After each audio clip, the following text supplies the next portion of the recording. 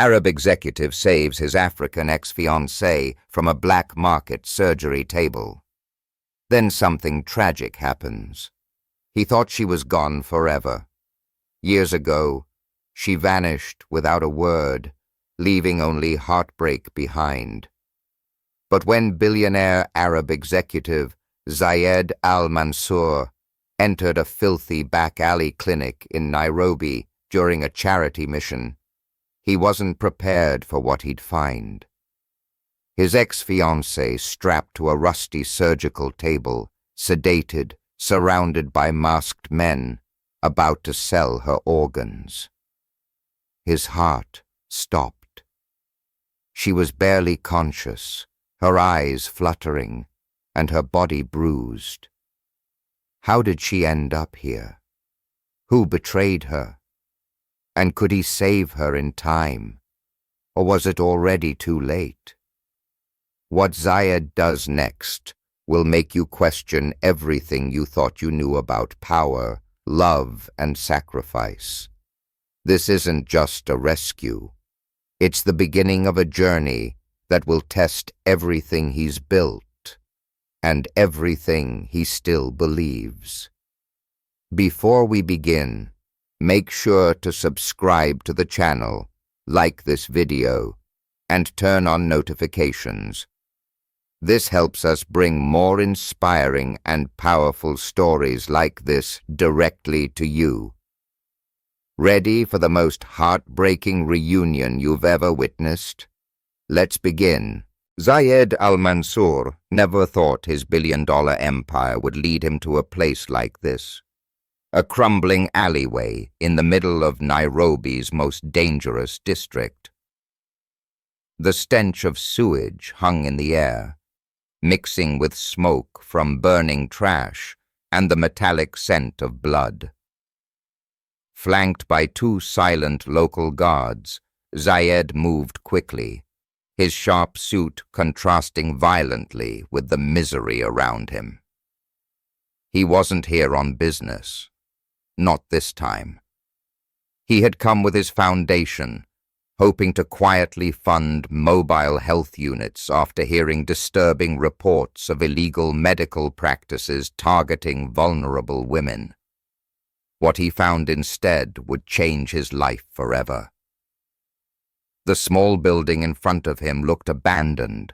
Rusted bars, broken windows, the paint peeled like old skin. But inside, there was movement. Quiet, urgent, dangerous. One of his guards pushed open the door, and the sound hit Zayed like a hammer. Groans, whispers, a sharp scream, quickly muffled.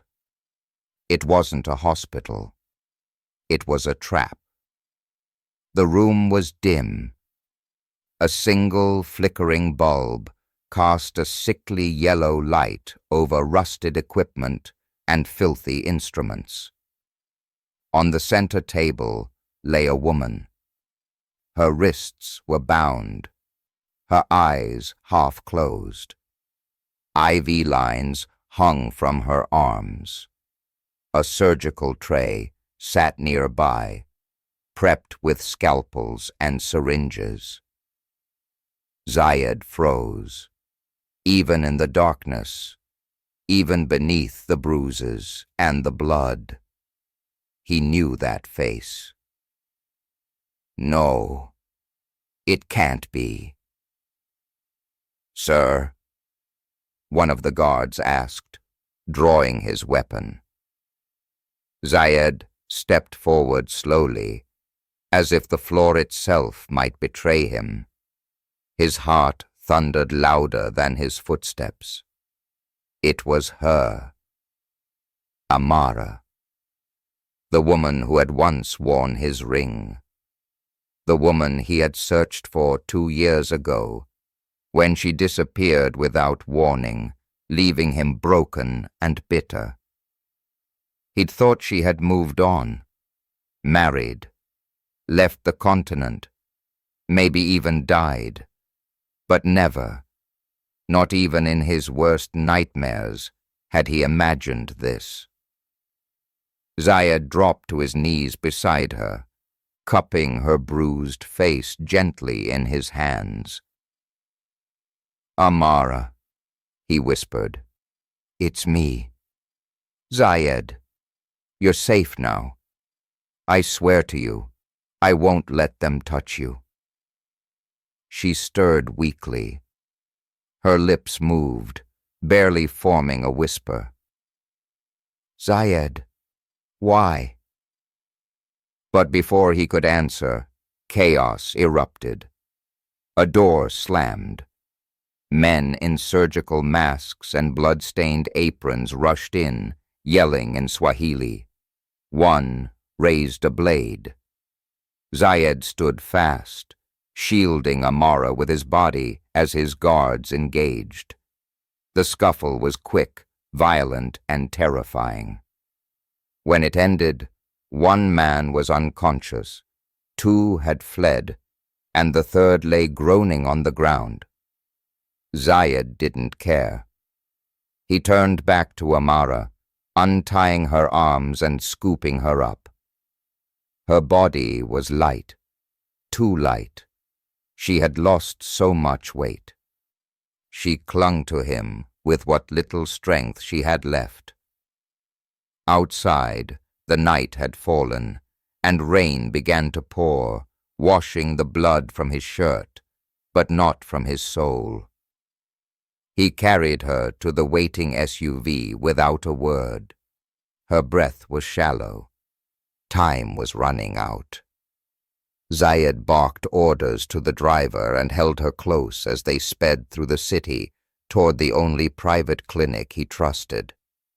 As her head rested on his chest, she whispered one final thing before losing consciousness. "They sold me." Zayed's jaw clenched. Who were they? And why did his gut tell him he was about to uncover something far more terrifying than he could ever imagine? The private clinic sat atop a quiet hill on the outskirts of Nairobi, a pristine sanctuary surrounded by security fences and guarded gates. It was far from the filth and fear of the slums. And that was exactly why Zayed brought her there. He wanted no mistakes, no interruptions, no leaks to the press. What had just happened wasn't only dangerous, it was personal. And it smelled like betrayal.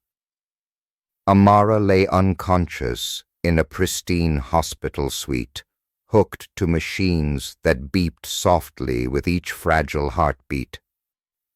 Zayed stood at the glass wall overlooking her bed, his fists clenched at his sides.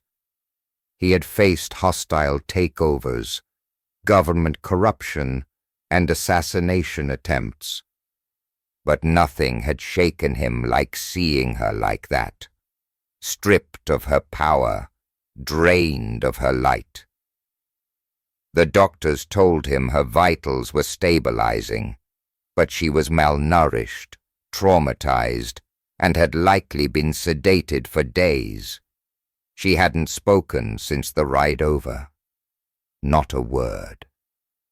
And that silence, it broke him. He sat by her bed every hour, watched the slow rise and fall of her chest, brushed a stray curl from her face. Memories flooded back like a cruel tide. Their engagement party in Casablanca, the night they danced barefoot under the stars, her laughter echoing like music. He remembered how stubborn she was, how fiercely she defended her independence, how much she hated secrets, and yet she'd kept the biggest one from him. What happened after she vanished? On the third day, her eyes fluttered open. She blinked against the sterile light and tried to sit up, but her body failed her. Zayed rushed to her side. "You're safe," he said gently. "No one will hurt you here." Amara's eyes scanned the room, then settled on his face. For a moment, there was recognition, relief. Then her expression hardened. "Why did you come for me?" she asked, her voice hoarse and brittle. Zayed stared at her. "Because I never stopped looking. Because I thought you were dead." She looked away. "I should have been." "Don't say that," he snapped, his voice sharper than intended. "Don't you dare." Tears welled in her eyes, but she held them back. "You don't understand.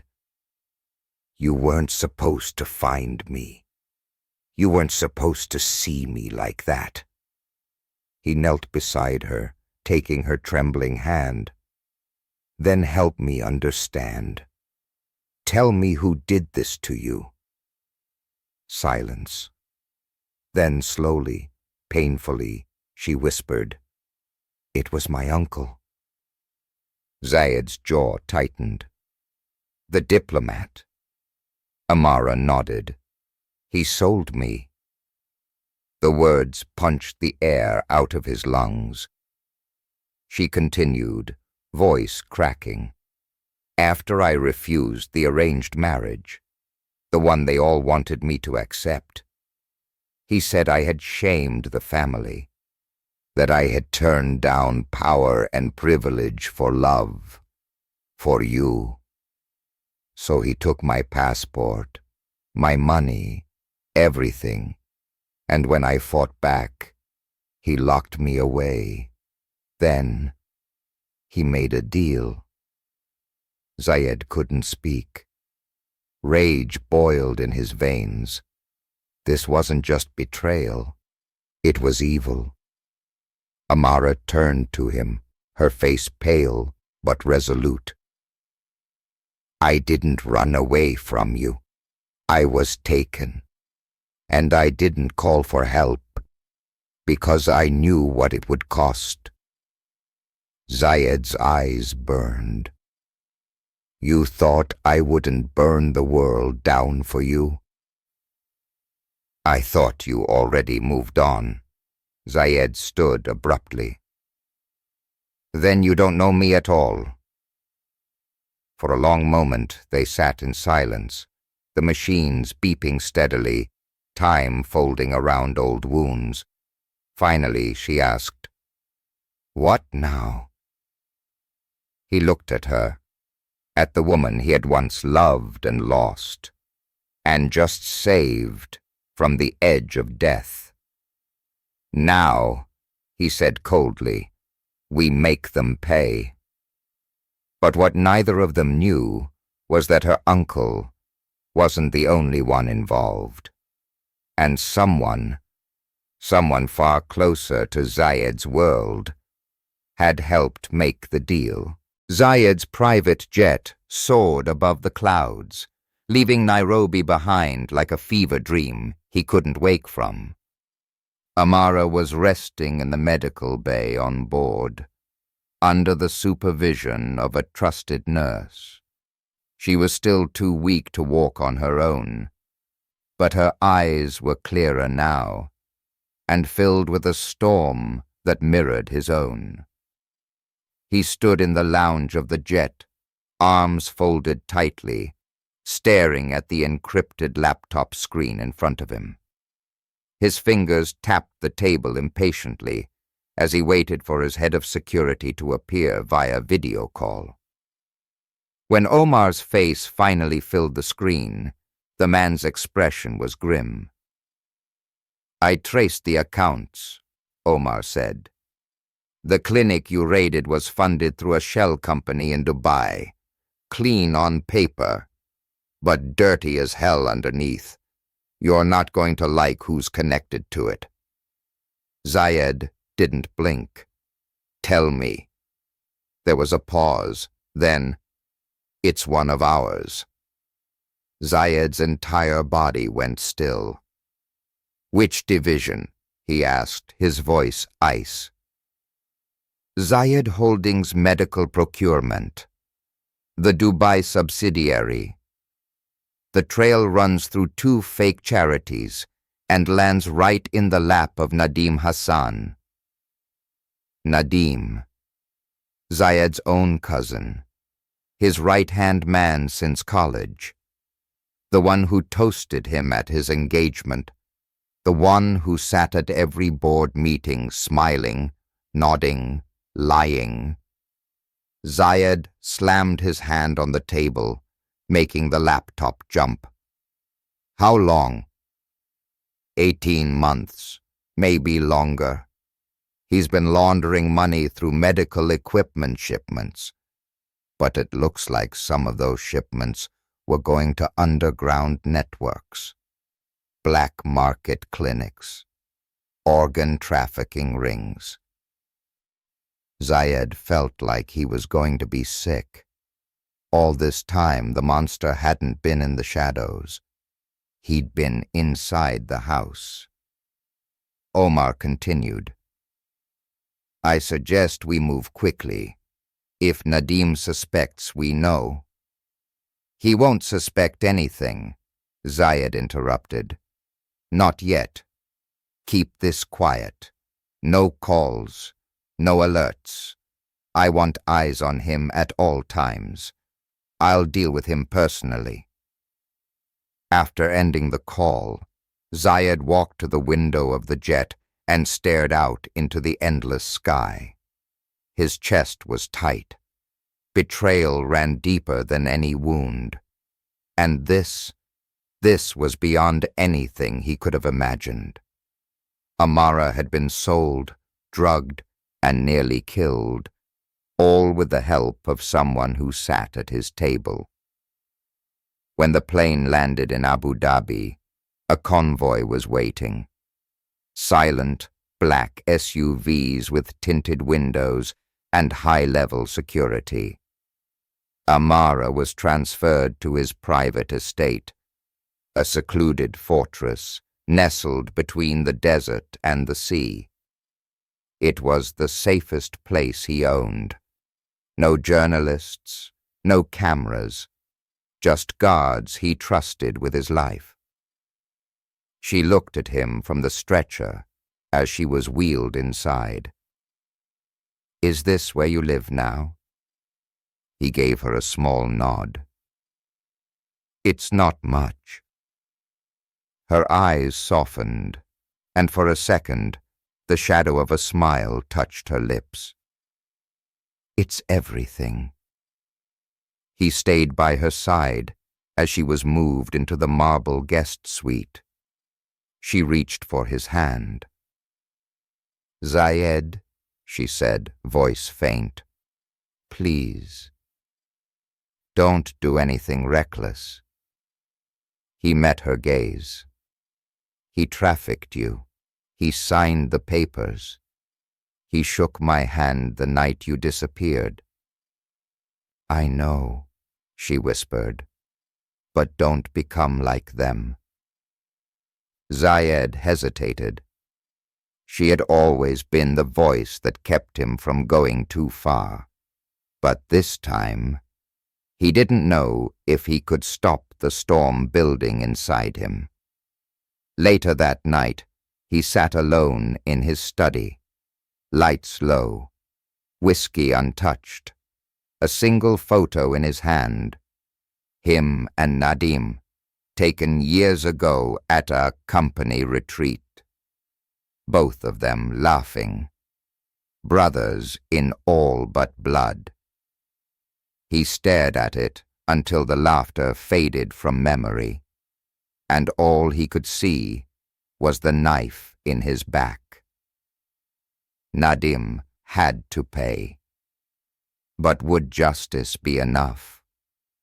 Or would this story end in fire? The full moon cast a silver glow over Zayed's cliffside estate, turning the Arabian Gulf into a sheet of quiet steel. But inside, Beneath the glass chandeliers and mirrored ceilings, a different storm brewed. Zayed had invited Nadim to dinner, an elegant, private affair under the guise of catching up after weeks apart. The table was set for two, crystal glasses, white roses, lamb slow-roasted with saffron, just as Nadim liked. But this wasn't about tradition. It was about control. Zayed sat at the head of the table, dressed in a tailored charcoal thobe, the sleeves rolled just enough to reveal the tension in his arms. Across from him, Nadim entered like he always did, smiling wide, oozing confidence, dressed in designer linen and an air of practiced ease. "Zayed," he said warmly, "you look thinner. Too many hours at the gym or too few at the table?" Zayed didn't return the smile. "Let's eat." The staff poured water, served the dishes, then vanished, leaving them in a tense silence broken only by the clinking of silverware. "I heard you went to Kenya," Nadim said, cutting into his food. "Some humanitarian work." Zayed sipped his water. "A medical initiative." Nadim nodded. "And did you find what you were looking for?" Zayed met his eyes. "I did." A flicker, barely a change in Nadim's face. But it was there, a tightening at the corner of his mouth. Zayed leaned forward slightly. "You know, I always wondered why you stopped asking about Amara. Everyone else asked what happened to her, but not you." Nadim shrugged. "I assumed she moved on. Or maybe she couldn't handle the pressure of marrying into the Al-Mansur name." Zayed didn't blink. "She didn't move on. She was sold." The room dropped into dead silence. Zayed's voice hardened. "She was sedated, locked in a room, and strapped to a surgical table in Nairobi, waiting for her organs to be harvested. And guess who owned the shell company that funded the clinic?" Nadim froze, his fork midair. "I didn't—" "Don't," Zayed interrupted. "We traced the wires, the shell charities, every offshore transfer. All roads lead to you." Nadim's hands dropped. His voice dipped low.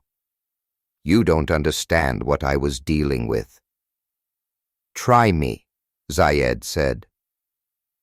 "I owed a lot of people," Nadim muttered. "After my divorce, the investments that tanked. I didn't know it would be her." "You're lying." "I didn't know, Zayed. I signed off on dozens of clinics, shipments. I never looked at the names." Zayed stood, his chair scraped against the marble floor. "You knew." "I didn't." Nadim rose too. "I swear on my mother I didn't." Zayed slammed his hand on the table. "Don't use your mother's name. She raised us both better than this." They stared at each other. Years of loyalty turned to ash in the space between them. Then Nadim's eyes narrowed. "So what now? You gonna kill me?" Zayed didn't answer. "You think prison will fix this? You think shaming me in front of the board will bring her peace?" Zayed stepped closer. His voice was a whisper. "You don't get to speak about her peace." Nadim shook his head. "You're not a saint, Zayed.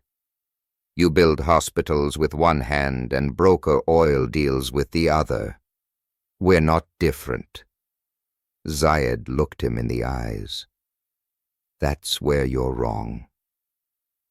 From the shadows, two men entered the room silently, members of Zayed's personal security team. Nadim turned, startled. Zayed spoke quietly. "You're going to disappear, Nadim. You'll sign over your shares, your seat at the board. You'll vanish from every document, every foundation, every title we ever built. And if you ever speak her name again, I won't send guards next time." Nadim's face fell. He knew it was over. "You're going to bury me." "No," Zayed replied. "You already did that to yourself." As the guards escorted Nadim out, Zayed stood in the silence of the dining hall, the white roses wilting in the candlelight. He had won. But there was no victory in this, only loss. And outside, in the suite overlooking the sea, Amara watched the headlights disappear into the night, unaware that her past had just been exiled forever. Or so they thought. Amara stood barefoot on the cool marble of the terrace, her loose ivory robe flowing in the coastal wind. The moon hung high, painting the waves in silver and shadow. Below her, the estate glowed faintly, a kingdom of wealth and power, yet she felt like a ghost within its walls. She ran her fingers along the scar above her collarbone, one of many. It was shallow but jagged, a cruel reminder of the clinic, of the darkness she had been dragged through. She hadn't cried since waking up in Zayed's jet, not once. But now, alone with the wind, the tears came silently, sliding down her face like they'd been waiting for permission. Behind her, the glass doors opened. Zayed stepped out quietly, holding 2 mugs of mint tea. His thobe had been replaced by a soft navy hoodie and slacks, the armor of business shed for something more human. He handed her a mug without a word. She accepted it with a small nod. "Thank you."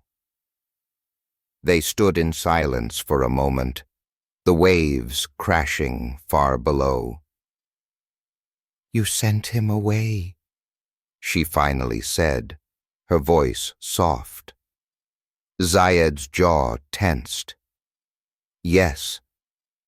"Where?" "Somewhere no one will find him.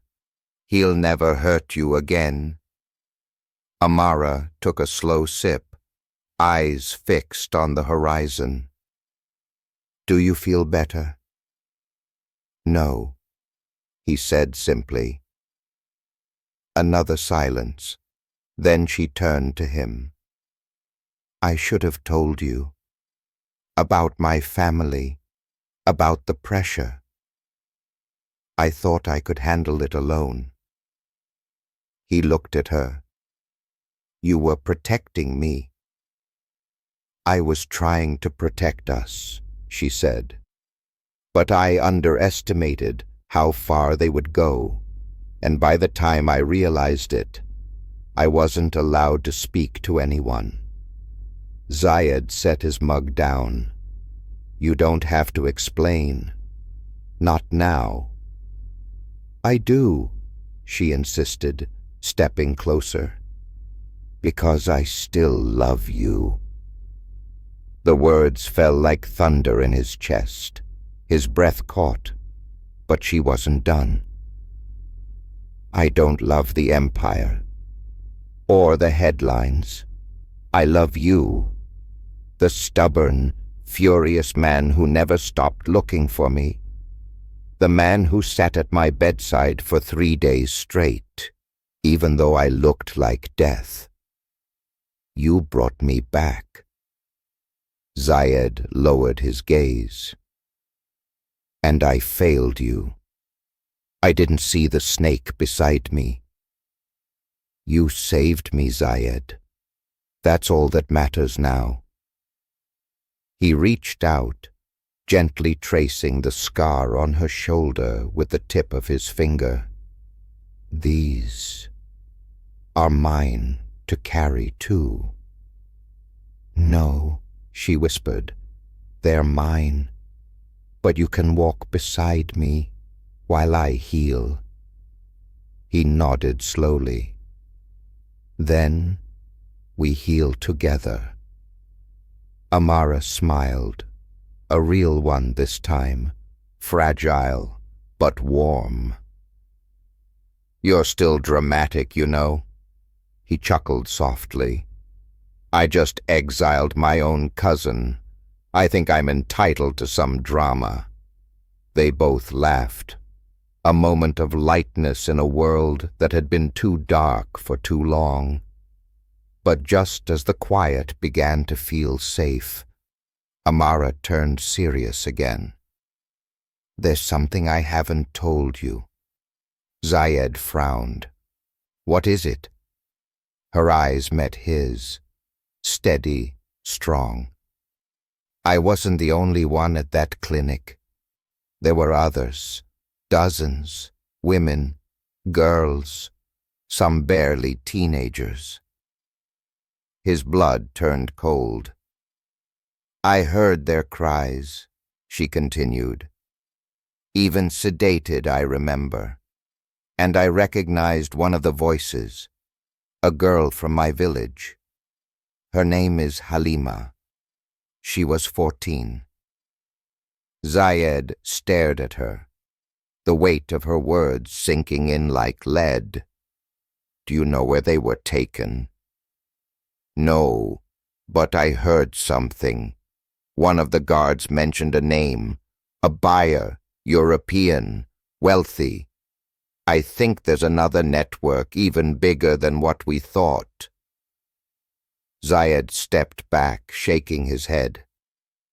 We thought Nadim was the root. He was just the gatekeeper, she whispered.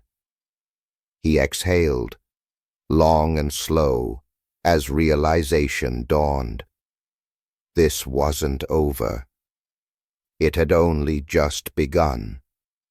They stood side by side, wind tugging at their clothes, their past behind them, and a darker path ahead. I want to find them, Amara said. I want to help them, like you helped me. Zayed met her eyes. Then we go together. Because love had brought her back, but justice would lead them forward. Within 48 hours, Zayed and Amara were airborne again, this time not as a wounded survivor and her savior, but as partners.